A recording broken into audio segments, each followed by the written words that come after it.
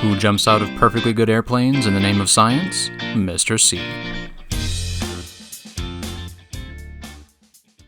Happy 1st of the month to you, December 1st. Hey, 2 weeks from today, you start semester exams. But it's okay. You're going to do really well in science because I'm prepping you way ahead. That's a good thing, right? That's a good thing. So anyway, I'm going to connect with you about the semester exam in just a little bit. But I wanted to make a comment about the photo that's now up on the front end of my lectures. Yes, that's really me. Yes, I've got a parachute on my back. Yes, I'm going to skydive with my daughter Ann. That's my daughter Ann in the jumpsuit. She was doing her, I think, 150th jump, and I wanted to celebrate it with her. So I decided, you know what, I will, one time in my life, I will skydive. And I'll do it with her. That would be a good time to do it. So I don't like heights at all. I have a phobia about heights. So, not a fan of heights. So anyway, I decided to do it. What was it like, Mr. C? It was very scary going up. It was really cool to see my daughter go out with her friends ahead of us. And then I went out with a skydive master. The way you do it, it's called a tandem skydive. Of course, I wasn't trained to skydive. So I was trained to do it with a tandem master. The guy I jumped out with, who was hooked up to me, and he controlled the big parachute. He I think he was an Army Ranger, ex-Army Ranger, and he had thousands and thousands of skydives. So I thought, he's my guy. He's the guy to go with. And he was really good. I'll tell you this, we went out at 13,500, a little more than 2.5 miles up. We fell to 4,000 feet, just free fall, where you're like that, for 52 seconds, I think. I got to pull the ripcord and huge chute. The free fall wasn't too bad because I wasn't looking down and noticing the ground didn't seem to come up that quick. But the wind was going by at 120 miles an hour because that's how fast we were falling. So gravity pulling on us. So anyway, the free fall wasn't bad. And then the under the chute, once the chute was pulled at 4,000 feet, that part of it was awesome. It was so quiet and so beautiful.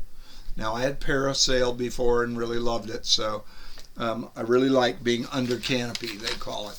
So it was really cool. So anyway, you're going to have to look at that now for a couple of weeks until the end of the semester. Okay, semester exam. Again, the majority of the semester exam test for you 7th graders is going to be astronomy, so you're going to hang on to all of your lesson summaries. That's your study guide.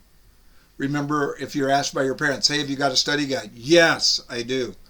And then the miscellaneous extra sheets, like your verse sheet, your SSR sheet, your lake levels in your journal, all of that is extra things I'm going to ask about. So don't lose those lesson summaries. The scientific method sheet, which I've asked Mr. Gilbert to run some extra copies. The scientific method is going to be on the test. Now, right now they're testing vaccines for potential use with the American public in a few weeks, maybe by January 1st. They will start to get them out. So the steps of the scientific method are going to be on the test. Problem, which is the best vaccine? Right now there's about 5 they're testing in the U.S. So problem, which one is the most effective in the trials? So hypothesis, you look at the initial data and go, well, it looks like that one from that company, Pfizer or whoever, It looks like it's doing the best. I've heard one is 95% effective. That's fantastic. And then there's the variables, all the differences, controlled, the ones you keep the same, the independent variable, the different vaccines, which one's the most effective. In the end, you look at the data and you make a conclusion. You get an answer. So those steps I just reviewed for the semester exam, the scientific method part, which, again, I'll cover on the test. Okay, now I'm going to hold off on lake level data, and I have to. Some of you can figure out why I've got to hold off on it. I can't do lake level data with you until tomorrow. So it'll be your Wednesday. So I'll just leave it at that. Some of you can figure out why I'm holding off. So, but on the semester exam, now in your journal, you might turn to the lake level data in your journal. I'm going to tell you 5 potential questions that I'm going to ask you from the lake level information. I might ask all 5 of these. I'm telling you right now. The first one is, where does Arizona get most of its moisture from? You already know this. The PACO, what does that stand for? Pacific Ocean. You should have that in your journal, or in and around lake levels. So where does most of Arizona's moisture come from that causes our weather? From the Pacific Ocean. How does it get over, if it starts out in the Pacific Ocean to the west of California or to the west of Baja California, how does it get here to us? The jet stream. The jet stream blows it over. So the high level 100-mile-an-hour wind in the upper atmosphere that planes try to find so they can be shot along going west to east and not use as much fuel, the jet stream. And then most of Phoenix's water falls as what kind of moisture? Let it snow, let it snow, let it snow. Falls as snow in the high country. Then it runs off. Where is it stored? In the storage lakes to the northeast of Phoenix. So it runs off into the lakes. What's the biggest one that holds most of the water for Phoenix? Roosevelt Lake. You've got it in your data on the lake level data. Roosevelt's the big guy. So the way you might remember is Roosevelt is really big. One little way to help you remember. Roosevelt Lake is really big, the biggest. Bartlett Lake's another one, but Roosevelt's the biggest. Okay?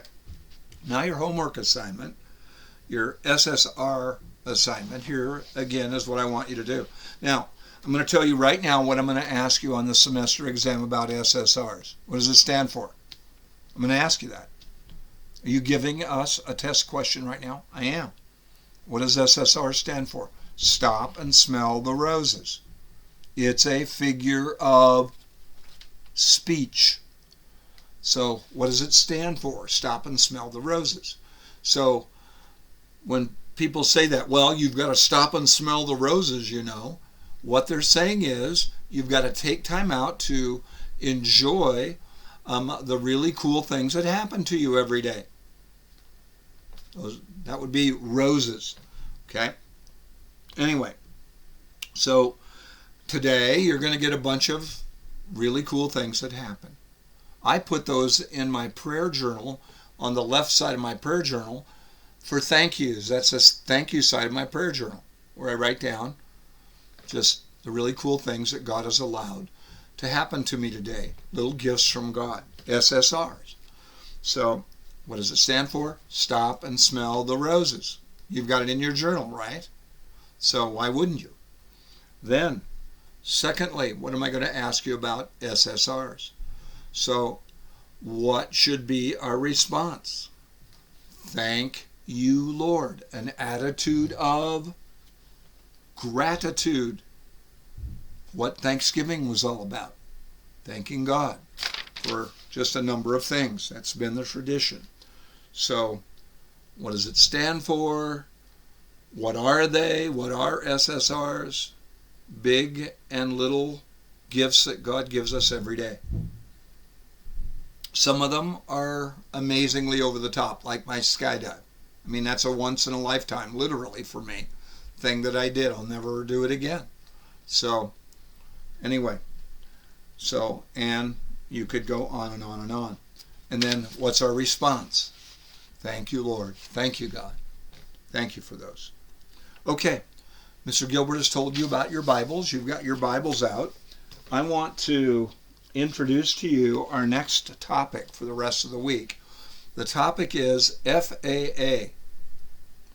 It is the flood, the ark, and animals that are on the ark. That's why I call it FAA. So you've got your Bible, and Mr. Gilbert is going to pass out this study guide to you.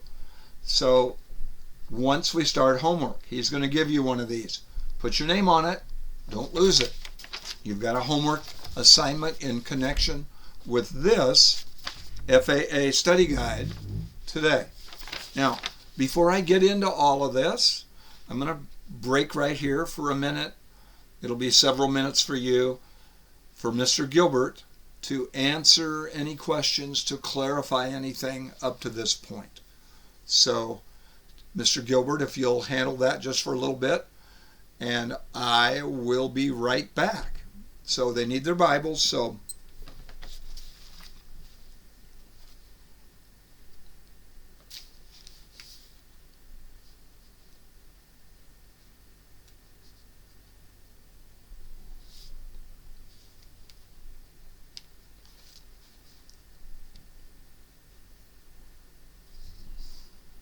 okay, I'm back.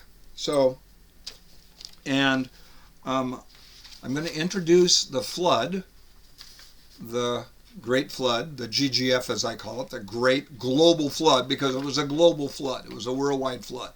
It had to be once you read the data about it in the Bible data. So the animals, many just miraculous happenings concerning the animals. And then the ark itself. So, and how God told Noah to build it. So we'll get to that in just a minute. The first question on this is, why was there a flood? And you can see what I put down. Just evil men and women. Now I'm going to read to you some of the saddest verses that you can read in Scripture. It's very sad.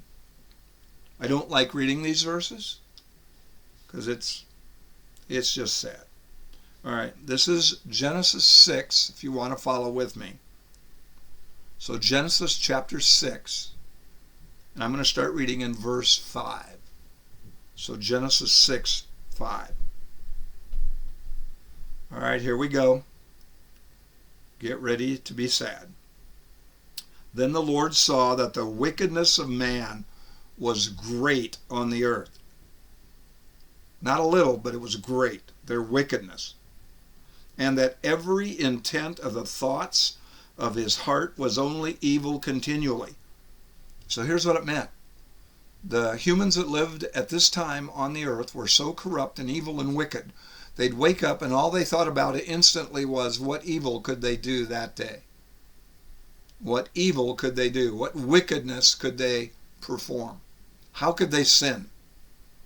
That's what they were really good at. They were professional sinners. That's a figure of speech. Now, we all sin. We're not perfect.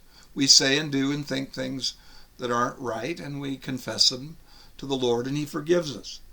But I'll tell you what, these people, they weren't confessing. They didn't care about forgiveness. All they cared about was sinning. Now, so after that horrific verse, look at verse 6. Chapter 6, verse 6. Sad verse. One of the saddest in Scripture. The Lord was sorry that He had made man on the earth. Isn't that sad? The Lord was sorry He had made man, and He was grieved in His heart. Wait a minute. Does God have emotions? Oh yeah, of course. He feels. He has feelings, emotions. And it says He was grieved in His heart. Then the Lord said, I will blot out man whom I've created from the face of the land, from man to animals to creeping things and to birds of the sky, for I am sorry I have made them. Now I wonder if the animals weren't corrupt in their behavior as well. Don't know for sure. It just might have been a cause and effect that the animals took the hit because of man's sin. I tend to think that, but we don't know exactly. Verse 8, but Noah found favor in the eyes of the Lord. And then it goes on to talk about Noah. And then look at verse 11 again. It's sort of a repeat. Now the earth was corrupt in the sight of God, and the earth was filled with violence. Wow. Wow. Filled with violence. God looked on the earth, and behold, it was corrupt, for all flesh had corrupted their way upon the earth. Maybe that did indicate animals as well. All flesh had corrupted their way upon the earth.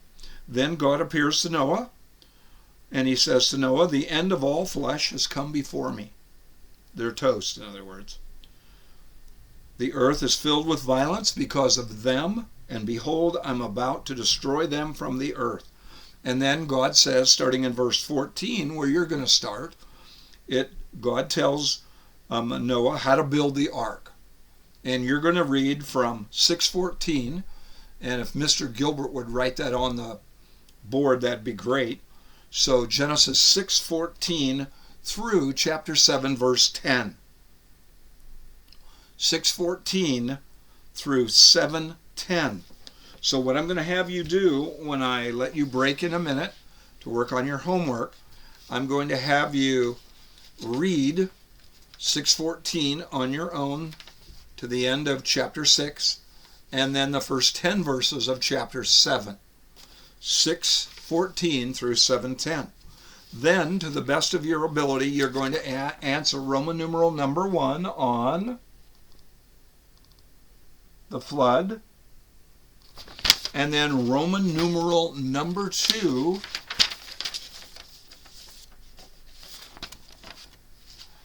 Now, I messed up. My bad. Mr. C, what were you thinking? I'm actually going to have you do Roman numeral 2 and 3. Skip the flood part, Roman numeral 1 right now. Sorry. You are going to do Roman numeral 2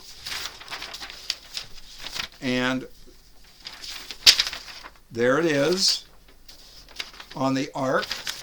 So Roman numeral 2 on the ark, and then Roman numeral 3 on the animals on the ark. So answer the questions to the best of your ability. Now, if it's not a true question, like number 8 in Roman numeral 3, it says leave room for God's miracles or miracle. I'll tell you about that. But where I ask a question, see if you can answer it. Okay? So again, Roman numeral 2 and Roman numeral 3 on the Flood, Ark, and Animal Study Guide. By the way, hang on to this. This is a bar of gold. You will use this for the semester exam. How many questions are you going to ask on the Flood, Ark, and Animals? 25 to 30 probably. And there's probably no big tests. No big tests this week or next week. Yay! No big tests. But a quiz, small quiz this Friday and probably next Friday. Or next Thursday. We'll see. Definitely a quiz this Friday on what we cover this week on the Flood, Ark, and Animals on the Ark. You're working with Roman numeral 2 and Roman numeral 3. I wanted to make one point, one clarification on the SSR assignment due Thursday. On this, here's the plan, Stan. Okay? I want you to do a dozen of these, so go to the back side and do 2 more. 10 on one side. Remember the things that you would most miss if you didn't have them in your life. You may only do 6 people. That's it. You can't give me a list of like 12 names. You don't have to show this list to anybody. Don't let any of your friends ask whether they're on your list. And don't ask somebody else if you're on their list. They're going to put probably relis, as they say in Australia, relatives on this list. Okay? So Anyway, only 6 people. And then 6 things. A dozen. It'll be worth, if you do a nice job, it'll be worth 12 points. Then you know what I want you to do. I want you to take one little prayer, thank you session, and look over each one and thank God for each one specifically. It won't take that long, but I'd like you to do it. Okay? Now, Mr. C, I'm not a prayer person. I don't believe in prayer. I don't believe in God. I doubt if there's anyone in that category. So take a little thank you prayer time and thank God for each of the 12, 6 things, 6 people that you put on your SSR sheet. Write neatly, by the way. Neatly. Due Thursday. Okay? So anyway, in just a minute when I let you go, Mr. Gilbert is going to pass out he's probably already doing it, the FAA Flood Ark Animal Study Guide. You're going to, the verses are on the board.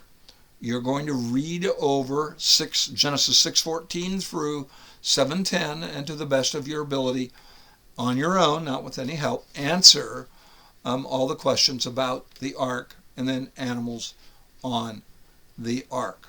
Okay? So anyway, we'll go over both of those tomorrow. That'll be our major job on Wednesday, to go over those. So, and you can then you can start reviewing them for Friday's quiz. Not a big quiz on Friday. Now, Mr. Gilbert's going to let some of you in 7th grade go back and work on the science activities, the ones you haven't finished. So only one person per station. And then 8th graders, you're going to get to go work on microscopes. Please don't touch the focusing knobs, rough or fine, on the microscopes, please. They're all pre-focused. They're where there should be. You may just turn on the light. You may turn the light switch on and then take the cover sheet off and have a look, 8th graders. Okay?